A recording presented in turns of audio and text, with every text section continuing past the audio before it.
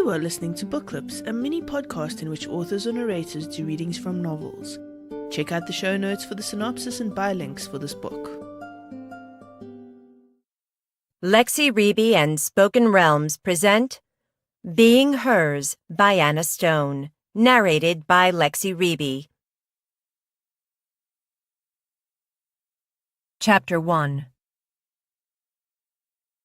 Smooth, bass-heavy pop music pulsed through the room. The patrons drank, danced, and lounged on plush chairs under glittering lights.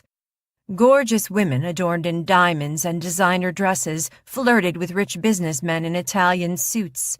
B-list celebrities flaunted their wealth, throwing away wads of cash on $2,000 bottles of champagne. Mel walked over to a table occupied by a young woman and a man who looked old enough to be her grandfather. She cleared the empty glasses from the table. "Can I get you anything else?" "Another bourbon on the rocks," the man said, not bothering to look up at her. "And another of those fruity things for her." "Coming right up." Luckily for him, Mel remembered what cocktail that fruity thing was. Mel returned to the bar and relayed the drink order to the bartender. She plucked a soggy napkin from the bottom of her shoe.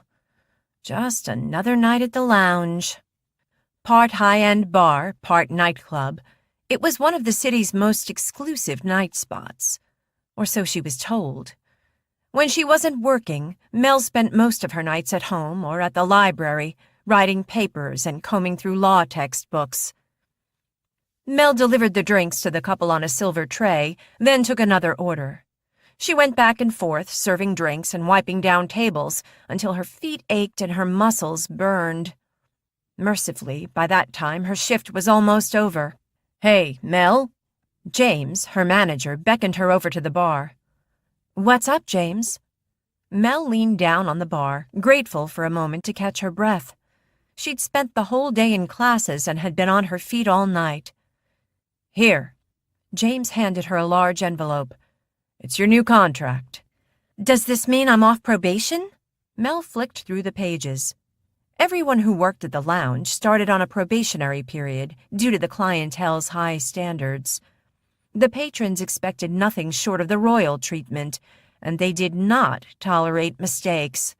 Mel had never worked at a club before starting at the lounge, but she was a fast learner. "Yep. I recommended you for a permanent position weeks ago, but I've been waiting for the owner's approval. He likes to have the final say in everything." Mel found that surprising. The identity of the lounge's owner was a complete mystery. No one seemed to know who he was, and none of the staff had ever met him. As the manager, James was the exception, but all he would tell anyone was that the owner was an extremely private person. Mel signed the contract and handed it back to James. "Congratulations! You're one of us now," he said.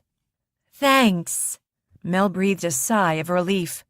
A little job security was a huge weight off her shoulders. "By the way, a few of us are going out for drinks after we close. Want to come?" "Thanks, but I have a paper to finish." It was one of her standard answers. A paper to finish, an exam to prepare for, some supplemental reading to do. "Come on, Mel. You're always here or at law school. Do you ever do anything fun?" "I go running sometimes." "That doesn't count." "I have a social life, really." Mel didn't mention that her social life mostly involved going to law school networking events. "Okay, but you're missing out. If you think the crowd at the lounge is wild, you should see us after a few drinks." "Maybe next time," Mel said. James grinned. He wasn't a bad guy. For a manager, he was extremely laid back. James was in his late 20s, and he treated his staff like friends. This included Mel, despite her constantly knocking back his invitations to come out for drinks. She hoped he didn't have an ulterior motive. It wouldn't be the first time a guy didn't realize that he was barking up the wrong tree. James pushed a tray toward her. It held a single glass of whiskey. "Can you take this to table 6? "Sure." Mel grabbed the tray and edged past the crowd. Table 6 was at the far corner of the room.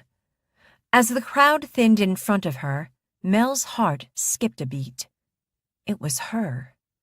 She sat alone, upright in her chair as if it were a throne. She wore an ivory silk dress that clung to her slender curves.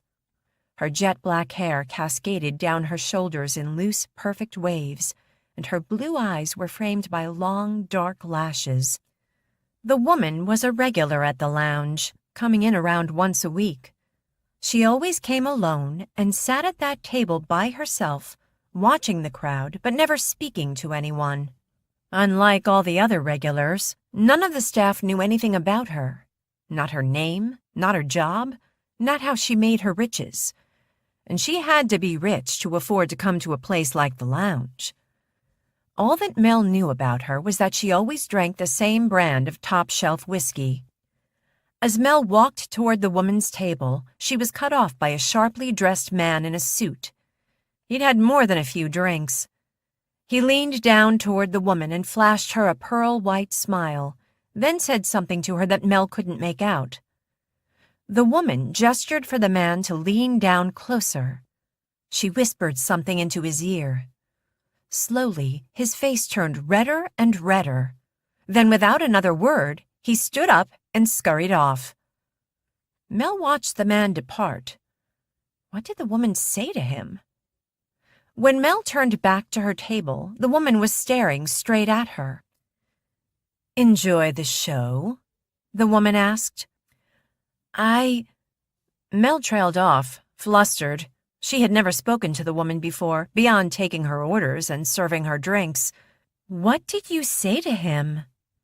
"He tried to impress me with his name and his job, and he had some rather vulgar words for me. I told him my name and that he should pray that we never cross paths out in the corporate world, because after speaking to me like that, I would make sure that no one does business with him again." Who was this woman that she could intimidate a man with nothing more than her name and some harsh words? Mel remembered the tray in her hands. "Your drink." She placed the glass of whiskey on the table. "Thank you." The woman's velvet voice sent a shiver careening down the back of Mel's neck. "Can I get you anything else?" The woman didn't answer immediately. She picked up her drink, swirled it around, and took a sip, leaving a red lip print on the rim of the glass. She placed it down on the table before her. "No, thank you." Mel lingered at the table. She was intrigued by this woman. It wasn't just that Mel found her irresistibly attractive. There was something different about her.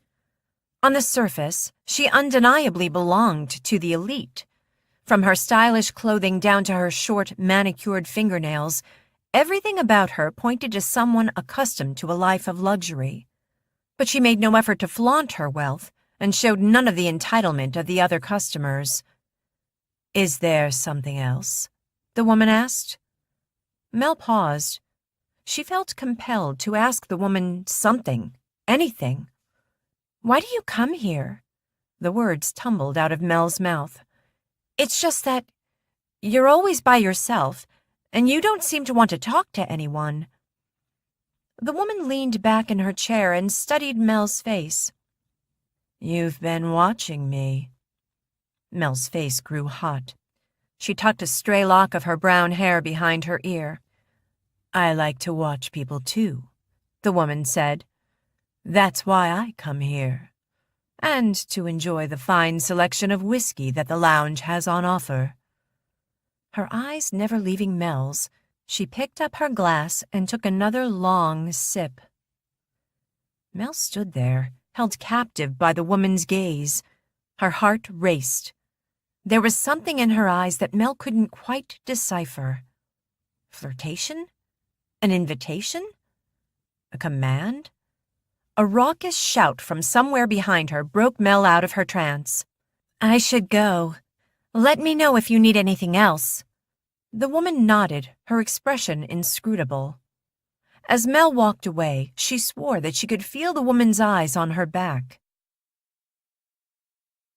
You have been listening to Being Hers by Anna Stone, narrated by Lexy Rebe. You have been listening to Book Clips. Check out the show notes for the synopsis and buy links for this book. If you are interested in showcasing your novel, then check out the show notes for more information.